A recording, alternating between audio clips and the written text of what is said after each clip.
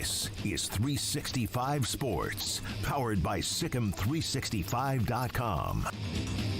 Welcome to the Triple Option. Here's your host, Paul Catalina.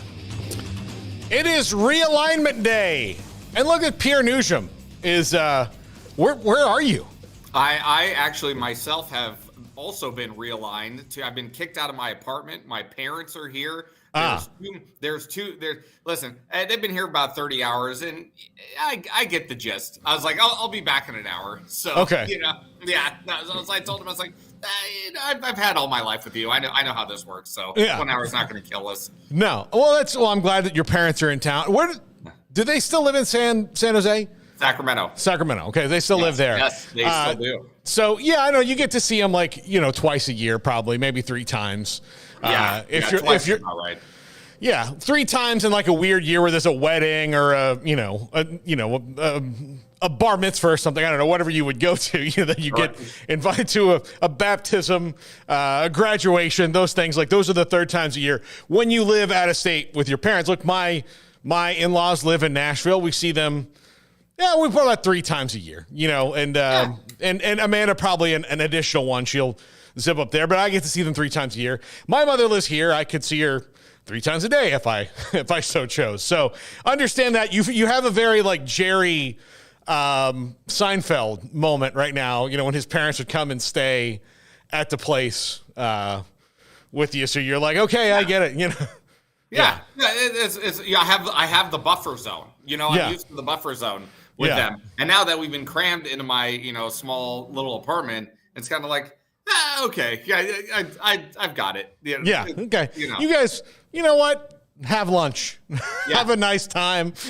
They're watching the Euros right now. They're fine. I left them. They're fine. Who does your dad cheer for in the Euros? Well, in the Euros, I don't know if so my brother-in-law is from Spain, so they're very partial to Spain. Okay. So they're rooting for Spain. I think we're all in agreement that we don't so much root for anybody in the Euro tournament. We just would like to see England lose. So, but which unfortunately didn't happen yesterday. But at the same time, I can't be all that mad about it. If anybody saw the tying goal yesterday in that England game, my oh my, was that world class? Yeah, it was very, very exciting. That was a very, very exciting game. I was following it on Twitter, at the time, and then as soon as it happened, I said, well, I gotta flip over and watch this for a second. So yeah, it was very exciting. Too bad Jack just left the room. I'm sure he has many thoughts on it, as he's our football aficionado that we have here. But Pierre, it's big news today. It's College Football Realignment Day. This is the day we've all been waiting for the last 2 years, where, all the new teams go to their new places, and 33 teams, as a matter of fact, since Texas and Oklahoma, including Texas and Oklahoma, since that moment, will have changed conferences. 33 teams. That's how much of a shakeup this started. And one of the things I've seen starting out, and this is something that is uniquely SEC and amplified so by ESPN. And the first time I noticed it was when I got a press release about all-time SEC great Dat Win was being honored at an A&M game. And I will drop a name. He's a name I don't have a problem dropping. Dat and I are very good friends. We've been friends for a long time. He was in radio in San Antonio for a while. I love the man to death. He's great. He's one of the best human beings to ever human being. And I screen grabbed it and texted it to him and went, are you very proud of all your SEC exploits? And he's like, what are you talking about? And I said, well, you're apparently an SEC legend. And he's like, I think we played against SEC teams 3 or 4 times in my career. So on the 2-1 that we might have been, great. Yeah, I guess I'm a legend. He was he was Southwest Conference right at the beginning and then Big 12. So this morning I saw that the SEC network, because this happened very much in the SEC between 2 teams that were very involved with the SEC in 2005, did a nice little Vince Young 4th and 5 retrospective at the Rose Bowl. So because that was such a part of SEC history, and not Big 12 history. Look, just because a team is coming in doesn't mean that you get to adopt all of their stuff. Like, oh, no, well, now this happened in the SEC. No, it didn't. It did not. It did not. If Russia takes over a country, all of that country's history does not become Russian history. Like, that's not how it works. You know, like we invented this in Russia. No, you didn't. You didn't. And that's what it's driving me nuts seeing it. Yesterday was a burnt orange orgy in Austin on the SEC network as they sundown Longhorn Network. And then today, I assume that they're in Norman, but like you would think, but I don't know. But man. Pierre, knowing the Longhorns the way I do, if they somehow trick the SEC into not going there and being like, oh yeah, and Oklahoma's coming too, it wouldn't surprise me. It would not surprise me in the slightest. Absolutely. And I'm going to speak to that in just a second, but I have a Dat and Win story for you, my friend, from way back. I just wanted to jump in and say, this was back in 2005. I want to say this is around that time. The Cowboys were playing the Niners and the Raiders on the road in back-to-back weeks. So they decided to stay out in the Bay Area instead of fly back to Dallas. And they were practicing at San Jose State, which is where I attended school. And I go out there, I grab a camera, I go out there. There's Bill Parcells, there's Keyshawn Johnson. You know, everybody's around. And who do I see signing autographs just one by one? Dat Win signing autographs for the people. So I always remember that. Dat Win, man of the people. That sounds like a great dude. So I got to tell one more on Dat. So we're in New York for the Super Bowl, and this is when he was working on radio in San Antonio. And so after our last night there, the two stations, we and the San Antonio guys went out to this unbelievable Chinese restaurant. I mean, granted, in New York, like the worst Chinese restaurant is better than the best one here. Like, so I might have like run into New York and be like, oh, hey, have you been over here? And they'd been like, psh, that place is garbage. You're like, oh, I mean, we just paid $90 a person for it and it was delicious. Like, oh, no. $18 right over here.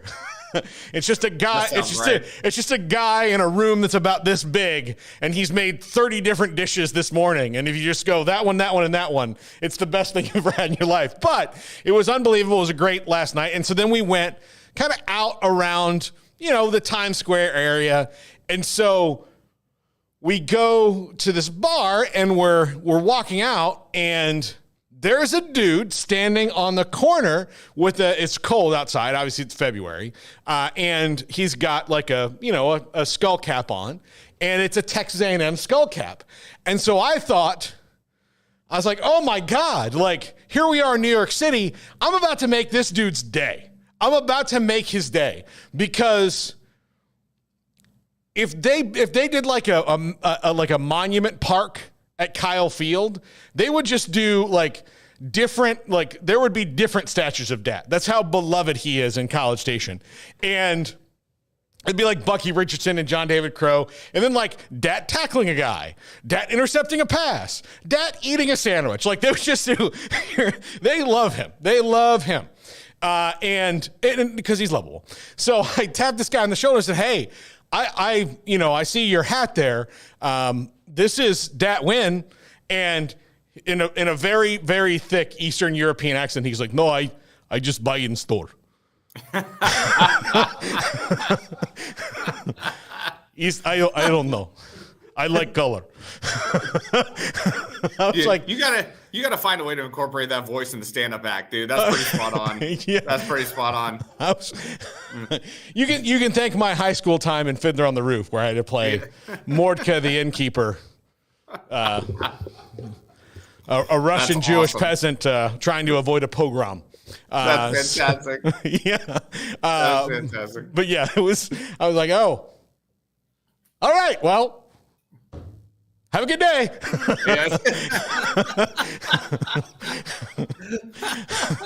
I wonder what that guy thinks of conference realignment too. Yeah. So then, the Eastern Bloc.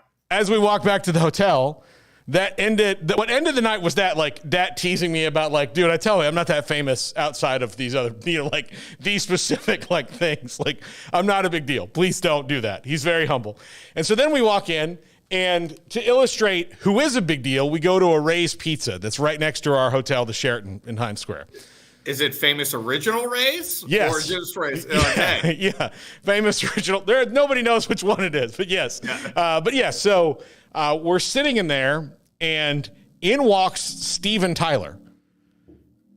And so we're eating pizza. Steven Tyler walks in. He's been at Howard Stern's birthday party. It's the most Super Bowl week stuff that you can ever experience, especially only in New York too, where you're just sitting there and like there's Steven Tyler. And he's sitting down just shoving pizza into his food hole, which is, as you know, very large. Like this is Steven, this is Dream On guy. But he's not really a large man either. He's got a very Tyrannosaurus Rex like jaw. Where he just decided there's all these people like trying to take pictures of him. It's 2:00 in the morning too. And his body man comes up and is like, hey, just don't take a picture of him while he's eating. And like out loud, I was like, yeah, that's the most embarrassing thing he's done.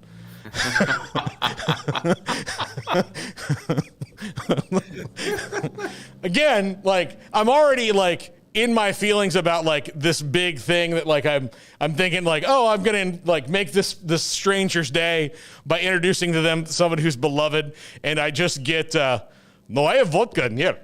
Niet. I love America. That's what I got. And then like, again, it's 2:00 in the morning, so you can imagine why I'm at a pizza place at 2:00 in the morning. I'm probably 10 beers in, which emboldened me to walk up to a stranger in New York City, which you really shouldn't do. Even though it's much safer now, it's still a dicey proposition no matter what. And so your odds are higher of just getting stabbed for talking to someone.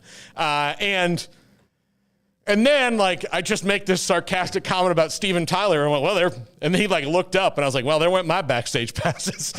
That's it. Not going to happen. I'm going to have to call Joe Perry and have a sit down here. No doubt about it. Yeah. It was a weird night. It was a very weird night.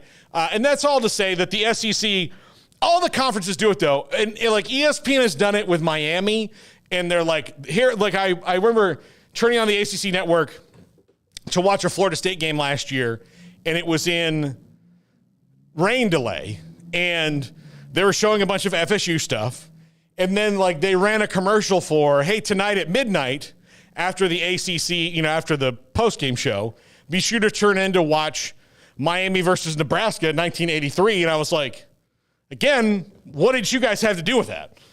Like, Miami has not won the ACC. They've not even actually really been that close for the 20 years they've been in the conference. I wish they would just say, starting now, this is what it is, as opposed to being like, Vince Young, SEC, Sam Bradford, SEC, Gino Torretta, ACC. It's not how it works.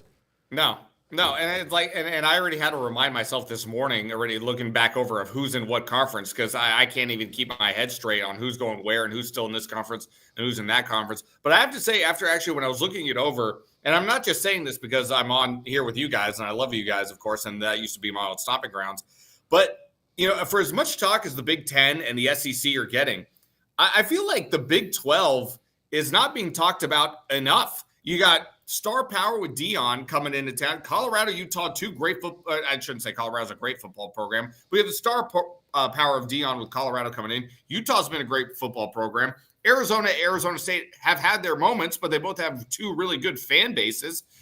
I feel like the Big 12 is not getting nearly enough coverage or being talked about as a school, or as a conference that really has some great schools, great programs, and like some great competition ahead of itself coming up starting this year in 2024. Yeah, I think it's great. And the other thing is, it's going to be really good when it to week in, week out drama in the league. You're covering the Big Ten, and there's going to be heightened drama with the four new teams that you're adding. But honestly, it's not going to make the teams that have already struggled to win that league any better. Cover Minnesota. Is it going to make Minnesota, like, they're going to have more resources, and that's great for Minnesota, but do they have the wherewithal to apply them to compete with Ohio State? Well, they've had the same resources for a while, and they haven't. So, I think that's a really interesting thing that's happening when it comes to the Big Ten is like, okay, this isn't going to help Minnesota. It's not going to help. No. It's not going to help. I mean, Wisconsin, I'll take Wisconsin out of this. There's like the tiers. It's not going to help Purdue or Indiana or any of those schools. Like, no, that has the feeling, Paul. That has the feeling of like you open up like a mall, and then there's this big fancy chain restaurant that moves in that you know is going to get foot traffic. You know, people are going to go to that restaurant all the time, and you might get some foot traffic as collateral of that happening. But are you really getting noticed? Are you really getting, are you really making more money? Are you really making like an impact? Not really. And that's really kind of what it feels like for the Minnesotas and the Indianas and the Rutgers of the world. I took ahead, because I like to pay attention to these things. Vegas has a team like Minnesota. Their win total, their over under for the season is at 4.5. Yeah. 4.5. And I had to really try to talk myself into looking over the schedule. Things can happen, obviously, because of injuries. But looking at their quarterback situation and looking ahead of the schedule, I had to really, really try to convince myself that they would get to 5. Mm-hmm. And especially with the new teams, because they have to play USC, they have to play UCLA, they have to play Washington. So it's like, where are the wins going to come from here? Yeah. Outside of your non-conference, and maybe if you catch Purdue on an off year, you catch, they have Rutgers on the schedule. There you go. It's like, it's so top heavy that you said it perfectly. It kind of takes the excitement out of it. I kind of feel like I already know what's going to happen with a team like Minnesota going into the season, as opposed to maybe a team like BYU, for example. Who knows what could happen week in and week out, with teams in the Big 12. And look, this is how the ACC is hurting, and we'll talk about forced social media posts in a second, but they've got Florida State and Clemson, and then like maybe Miami's going to finally be good again. Like maybe that's going to happen. It looks like that at least they have talent to do that. We'll see what happens. I mean, sometimes these things work out, sometimes they don't. North Carolina, hasn't won a football title in God knows how long. And most of the teams in the ACC haven't won a football title. And I'm old enough to remember when South Carolina was good 10 years ago. Yeah. Now you've got this like little tiny, like two teams that are both trying to leave. And so there's no depth right to it as far as like where you do. And look, the SEC, South Carolina, Vanderbilt, Kentucky, teams like that, they've not really been in contention for the title. Texas is coming in loaded for bear, so year one, they should compete for the title, if not maybe even win it. We'll see what happens, in December, but they're loaded for bear. Oklahoma's probably not going to be competing for the conference title, but they should be pretty good in the league right off the bat. That's not helping Arkansas. It's not helping, some of those other teams. Look, it's certainly not helping A&M anymore because their whole thing was we get to have this and you don't. But with Texas. But you look at the Big 12, to your point, Pierre. Okay, right now, Kansas State, Utah, Kansas, Oklahoma State, some form of those top 4 are pretty much on everybody's list. Yeah.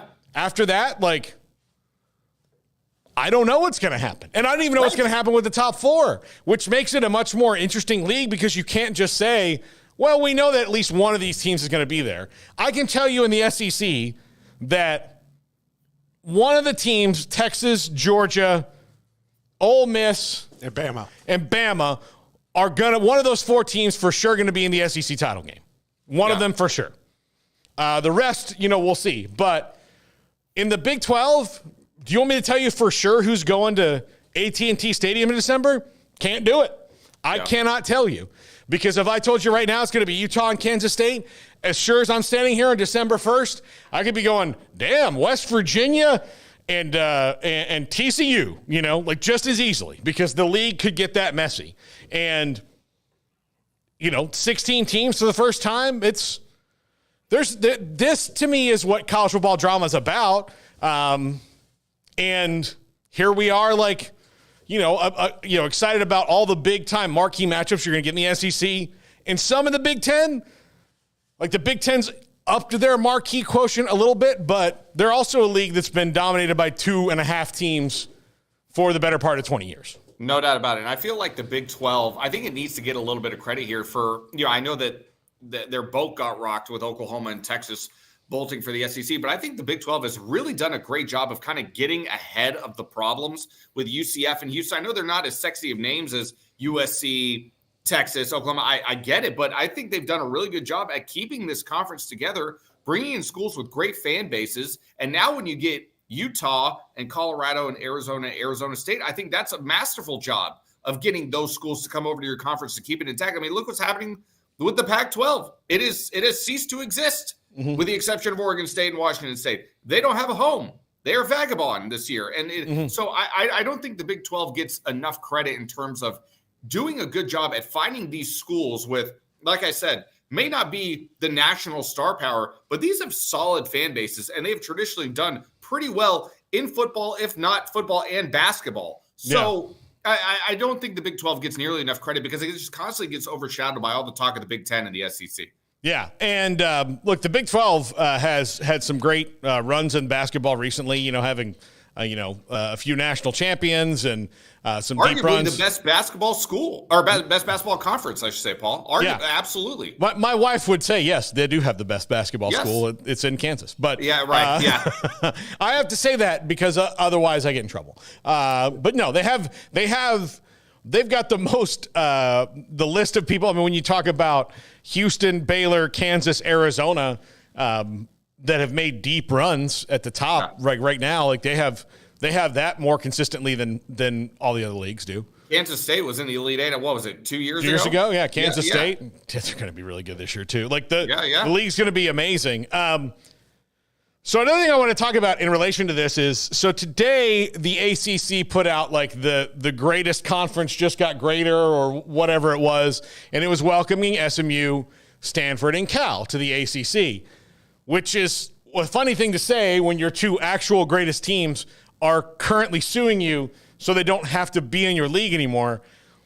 The better part of it, and though it's completely disingenuous, and I didn't see Clemson's, I'm sure they have one, but Florida State was I'm sure obligated to put out a tweet that matched the font just with the color, the garnet and gold, and they were like, it's welcome this. So, okay, greatness is becoming greater, and it was like ACC accomplished greatness, and so they put out the thing, and FSU was among the schools that voted to not expand. They didn't want the 3 schools. And they're actively trying to leave and may undo all this greatness getting greater stuff when they do. And I just wish the ACC would have had the foresight to be like, look, we can be nice team players and all that right now, but let's not make Florida State and Clemson do that. If Florida State and Clemson don't do this, is anybody going to notice? And if they would. Well, is it worse for people to notice and go, oh, they didn't do it, or make them do it and then the same thing? Is the same thing going to happen either way? I mean, I understand making them do it, but it's neglectful to the end game when they want out. I mean, if you want to look like your team players and everything, but at the end of the day, it means nothing coming from either one of them. Yeah. I don't know. Like, to me, it's weird. Like, I mean, if I was going to a new podcast or a new place, I wouldn't and everybody knew it. I wouldn't be like, by the way, welcome to the guy who's replacing me.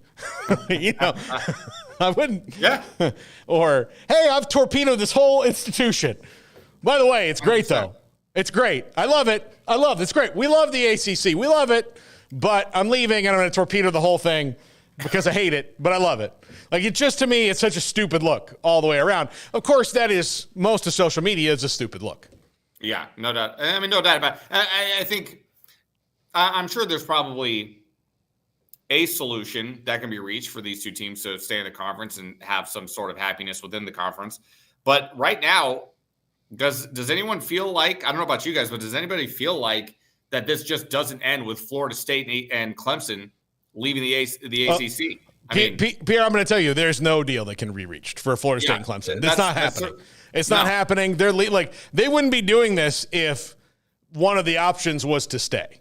Like that to me, they've decided they're not staying. They're not staying. They're getting out. All of this lawsuit stuff is just to get the number. Like, that is just what this is. This is a negotiation for the number. And how you do this when you're talking about 9 figures is you go to court and you say, what is the number that we're going, like, you want us to pay this much? We're not paying that much. Right. We would like to pay this little. We know we're not paying that little. Whereas somewhere in the middle of this where everybody's mad, but nobody's devastated. That's what you want. That's how it works when you get to a settlement. And because of that, it's just so weird to me that, Florida State's going to come into SMU. I can't wait. Got my tickets to the game. Fired up to go. Going to do we're going to do shows there. I'm going to get, well, I don't know if Garrett can get a drink. He's probably going to have to do pregame show. We'll figure that out. We'll figure it out. I want to bring Emery with me. For sure, just because I think, and I want to bring everybody, but Jack's, what? I don't care. I want Emery to be with me because he's my son. That's right.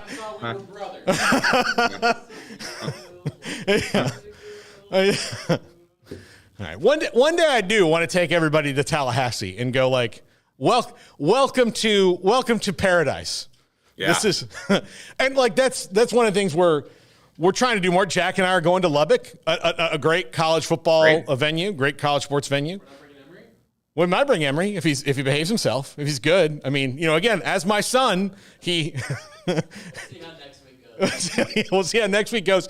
And we're taking Emery to Vegas for the second time next week, Pierre. Okay. By the way, I will let you know what our plan is from Vegas next week. I want to hear every detail. I want to know where you're eating. I want to know where you're staying. I want to know everything. This is like for people watching that don't know this about me, because I love going to Vegas. I've been going to Vegas. I've lost count of the number of times I've gone to Vegas. So I would love to hear everybody's experience, like what they do, where they, and trust me, I'm not one of those people like, oh, well, you should have gone here or you should have done this and this should have. No, there's always next time. There's always next time. 100%. Yeah. Very, very rarely do the places you recommend close. And if they do, it's because something really bad happened. Oh, yeah. No, that's not a good sign. Not a good sign. Yeah, really bad. So we were there, obviously, for the Super Bowl this year. We had a good time. These guys are all staying in the same house that we rented before. I have decided to stay at the Media Hotel, which is the Bellagio, because I've always wanted to stay at the Bellagio, and they gave us a nice Paul-friendly rate that's good for that. And pretty much since Ocean's 11, like I've wanted to stay in the Bellagio. So I actually stayed at the Bellagio for the first time last year when I did it NBA Summer League, and I typically do go to NBA Summer League, but I'm not going this year because I got to save some stupid money. But normally I'm at NBA Summer League, and I probably would have just missed you guys getting there because Summer League's a little bit later this year. I think it starts on the 11th or 12th of July, which is about a week later than it typically does, probably because of. Yeah, you need to call. Sorry about that. Bless you. You need to call Q. Yeah. Q's there. Oh, he's a big Q is the king of Vegas now. Q is the king of Vegas. He does 11 radio shows a day, as far as I can tell, plus a TV hit that's like 3 days a week. So yeah, he's the king of Vegas now. I can never accept a job there, and we all know why. I know why. Like look, Pierre, you've got a wonderful, healthy relationship going right now. Yes, I do. You're a very productive member of society. If we dropped you down into Vegas and then said, "All right, go cover the Golden Knights game," and then when you're done at 11:30, when you've got the camera all packed up and everything, we'll just see you tomorrow at 4. Yeah, I just think that would be That'd be a bad situation for you personally. I would even start gambling on myself I would start setting the over-under at 0.5 in terms of new suit or same suit I'd be wearing to work the next day. Do you think like you get good enough with a sports book there, be like, hey, can you put some of these on? Just a little storage space. I wouldn't have. Just everybody's all tip money. Hey, hold my suit for tomorrow, please, over at the Bellagio. There you go. 100%. Yeah, 100%. Mr. Newsham, good to see you again. Good to see you again, my friend. That's when I'm getting the Mister. It's gone south. It's gone way south. You would turn into Joe Pesci in Casino so fast. Oh my God. Oh God. let's just say I know my strengths, I know my weaknesses, I know my limitations. Like that's all. We just leave it at that. The best thing for you is the flight that's there, and the second best thing for you is the flight that leaves. Correct. 100%. Couldn't have said it better myself. Yeah, absolutely. And Garrett and Emery had never been to Vegas before, and Jack's never been, and it's very fun. But it is like do you ever hear people who are like, yeah, I'm going to Vegas. I'm going to go Friday to Friday. And you're like, no. I'm sorry, what? No, you're not doing that. No. It's a 4. We were there for 6 days. It was too long. It was too long. It's too long. And because they trick you. Like, you're in a place at 10 o'clock. Yes. And then you're like, it's kind of dead here. Let's see what's going on. And you walk out and you look at your watch and it's 3:30 a.m. And you're like, I don't know. Am I in a vortex? I don't remember that time passing. I've never been anywhere in the world that, and people probably don't even notice that. Nowhere in Vegas where will you find a clock anywhere. I've never been anywhere where it's so by design, so beautifully crafted by design for you to spend or lose money at every single turn, anywhere you go at any point in the day. It's brilliant. It's just a brilliant strategy. Do you want the difference between Disney properties and Las Vegas is? And a couple things. Like, one, no strippers, and two, Vegas is courteous enough to maybe give you a shot at getting your money back. Correct. Like Vegas has the decency to go like, hey, listen, we're probably going to take all this, but would you like to play a game in which you could win it back? And hey, everybody loves the analytics. What's the analytics of getting your money back at Disney? Zero. Yeah. Zero. Disney is just output. That's all it is. You're just like, crap, it's hot. That lemonade looks good. Yeah. All right. Would you like one? Would you like one for $7, which is just in a normal cup with a Mickey stamp on it? Or for $14, would you like one that's twice the size and you can slurp it out of Pluto's brain? I've seen Goofy pose for pictures and give hugs. I've never seen him reach in his pocket and hand out a $10 bill. No. Never seen that once. Never once. No. Never once. See, so Vegas has more common courtesy than Disney does. Vegas gives you a fighting chance.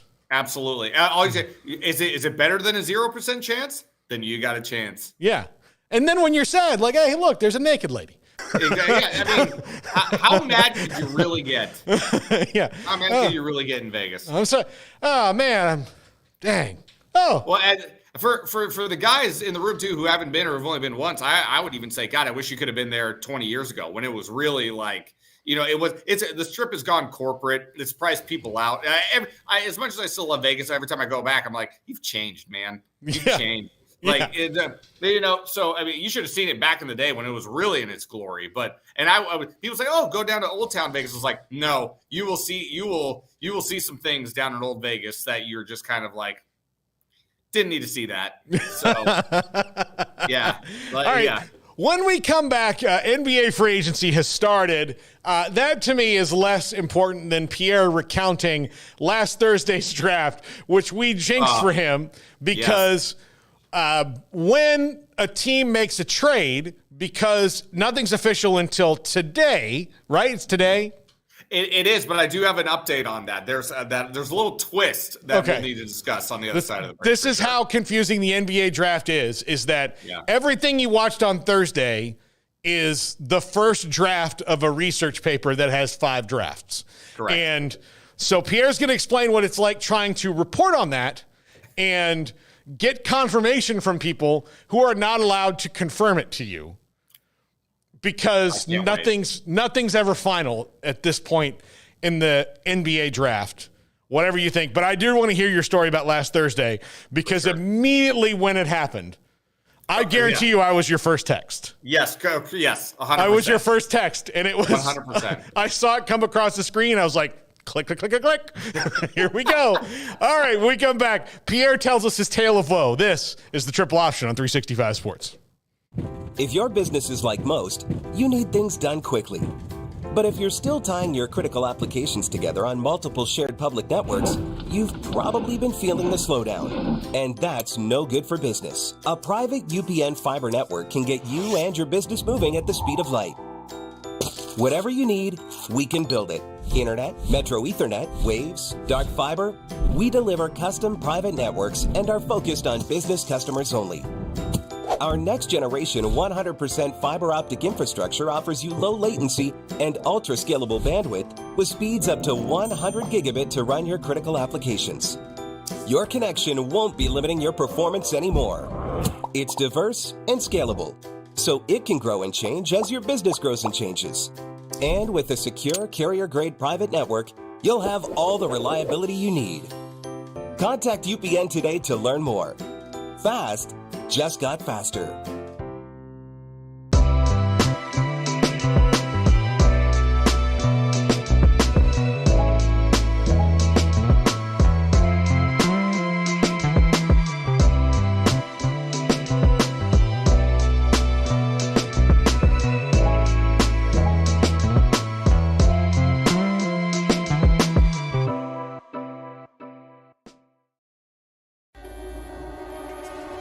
This is 365 Sports, powered by Sikkim365.com. Welcome to the Triple Option. Here's your host, Paul Catalina. Alongside Pierre Nugent, Fox 9, Minneapolis.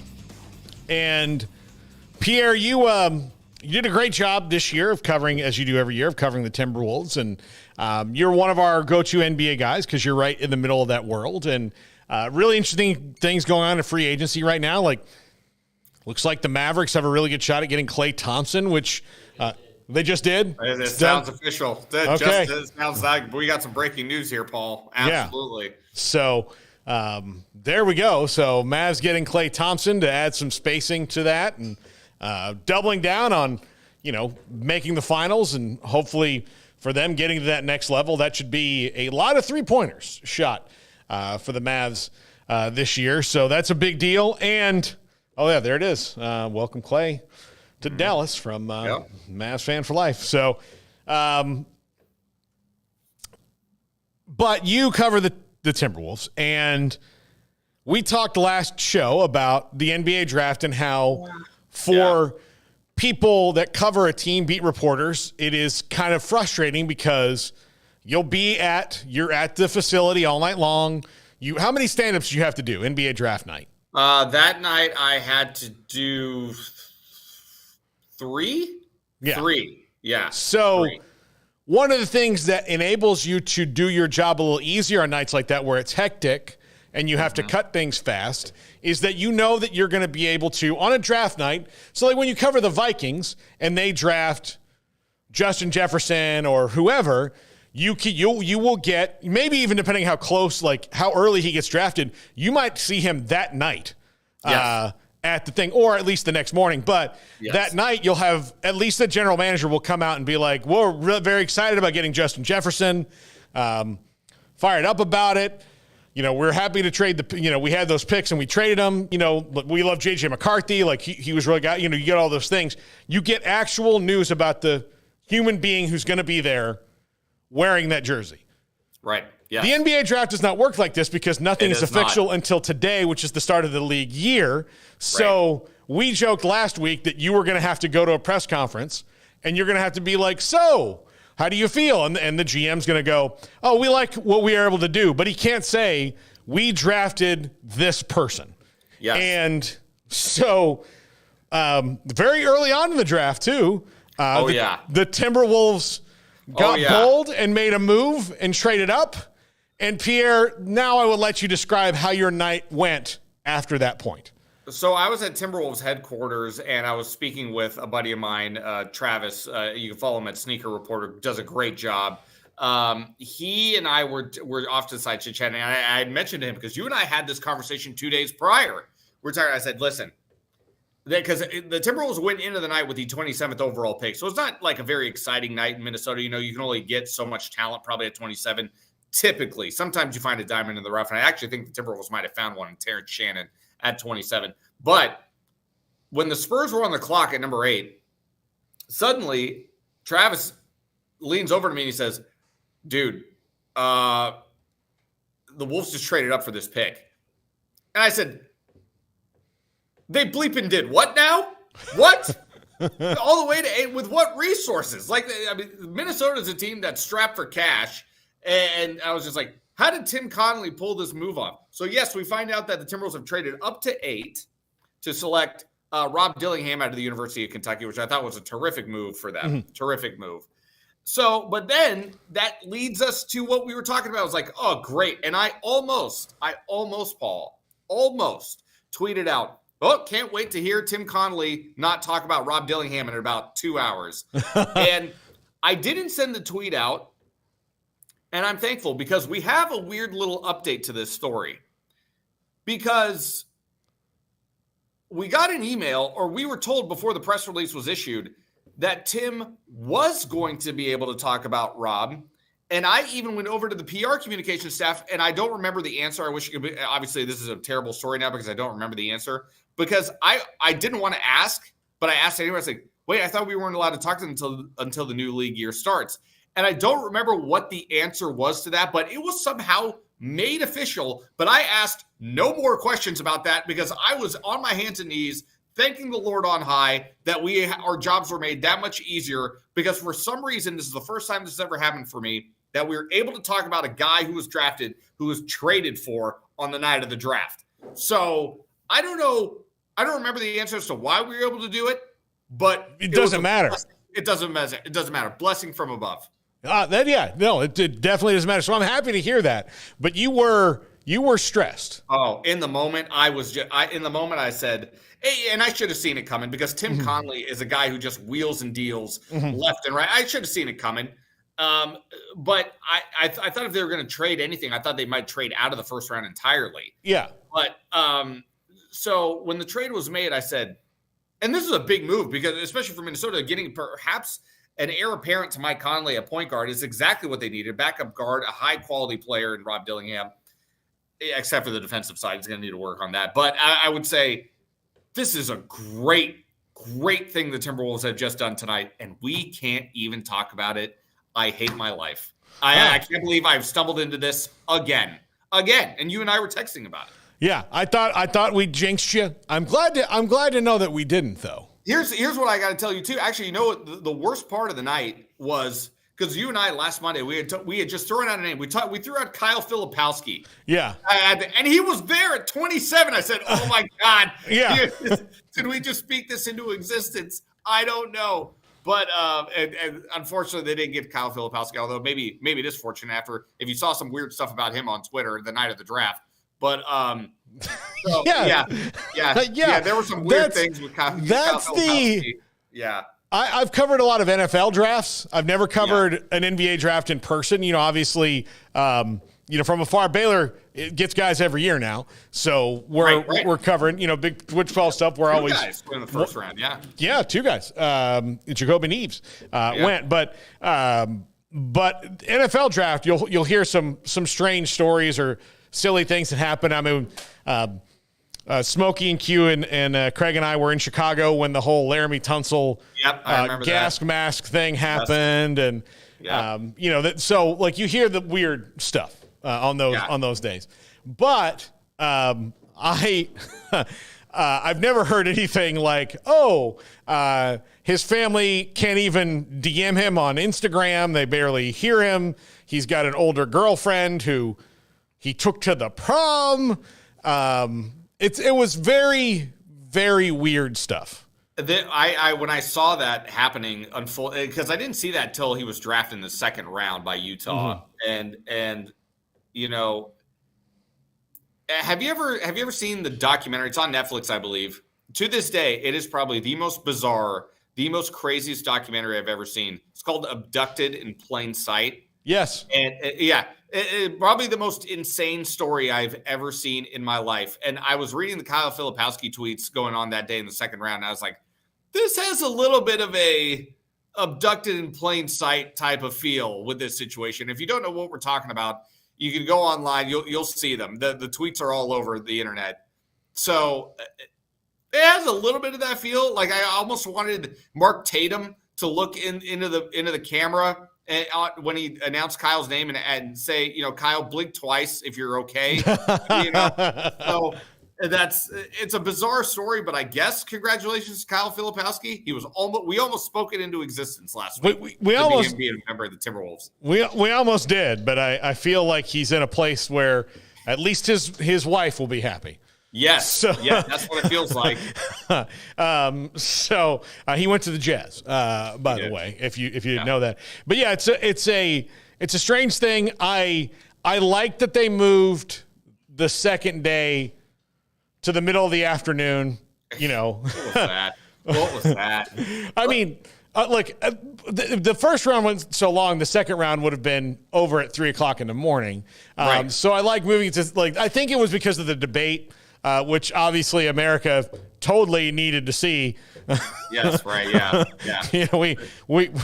We all needed to find a reason to crawl into a hole. So listen, people don't know. That's why I was so confused because in our entire lifetime, the NBA draft, both the first and second round have been on the same night. I think typically in the past it started an hour earlier to accommodate the second round.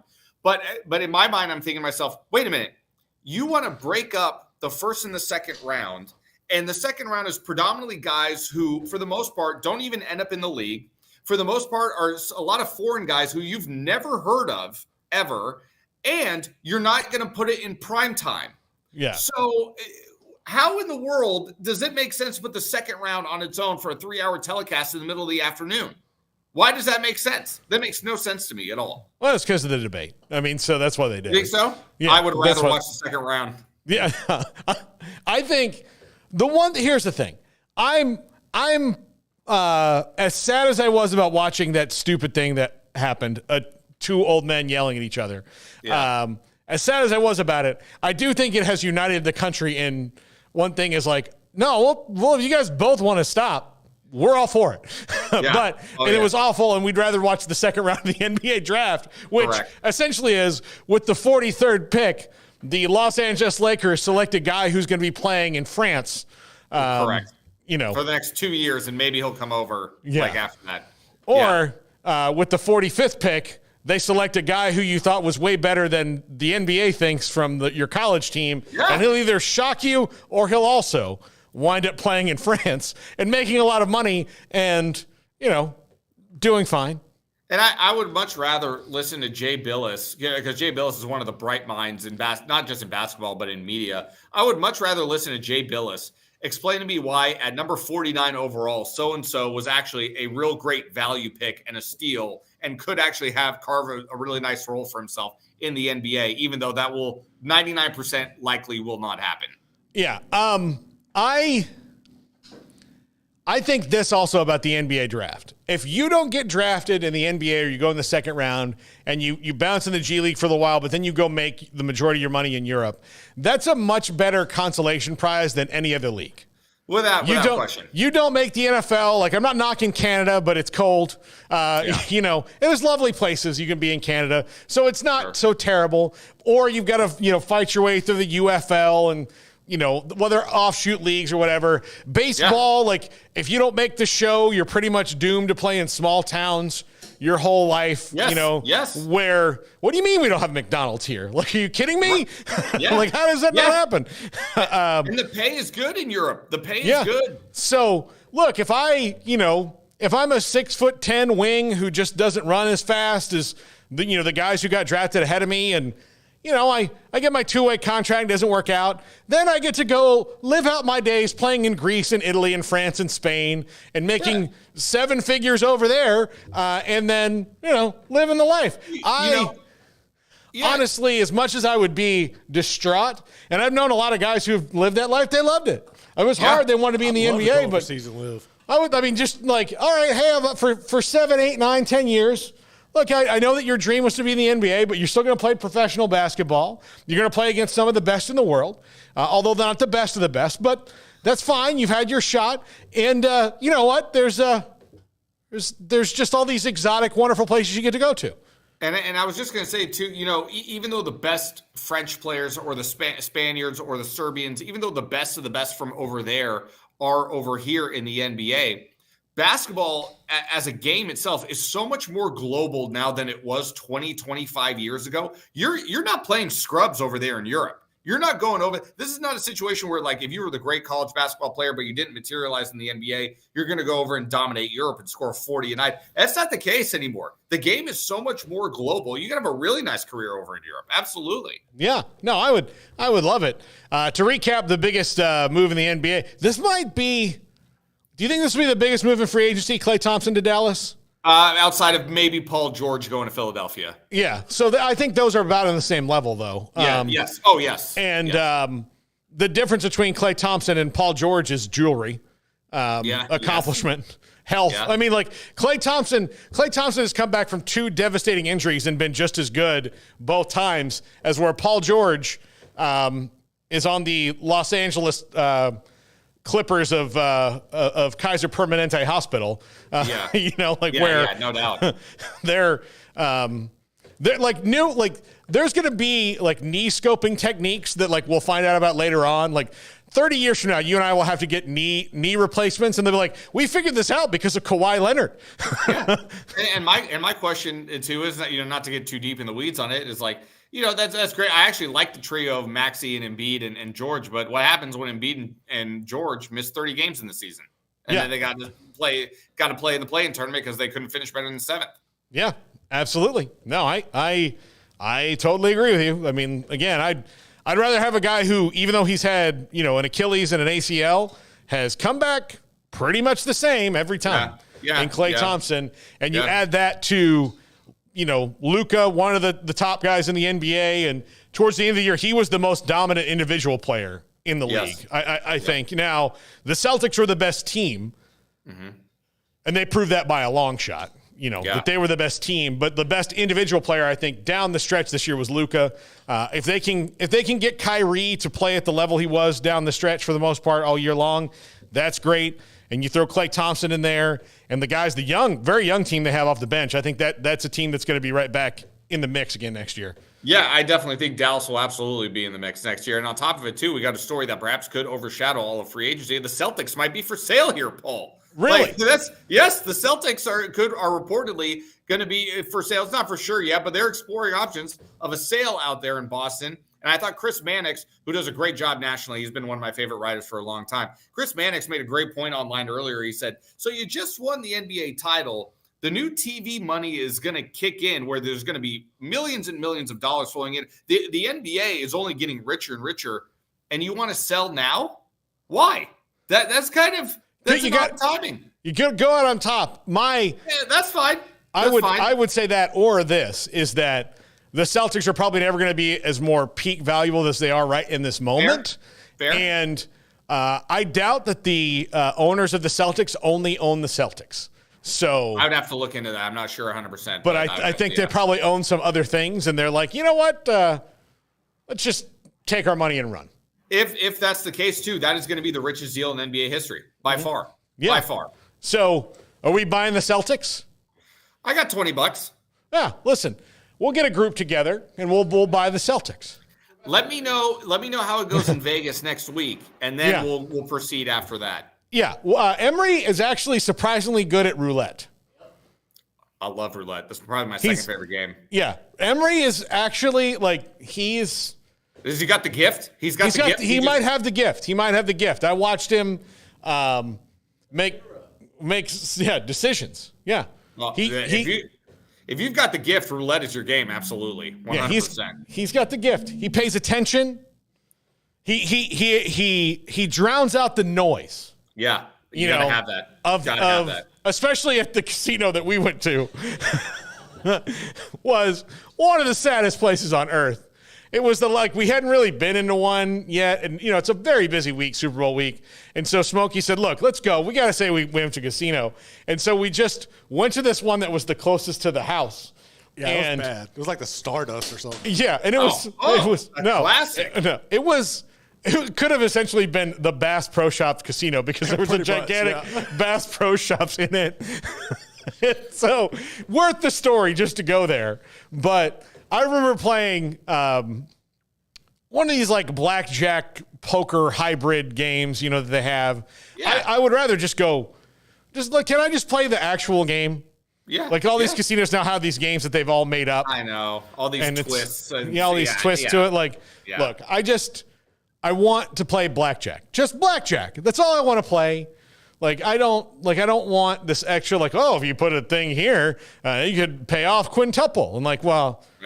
Well, how do I have to get that? If you have a queen and I have a jack and you also have an ace, but I have a 2, then you get that if you put your money down. Otherwise, we're taking it.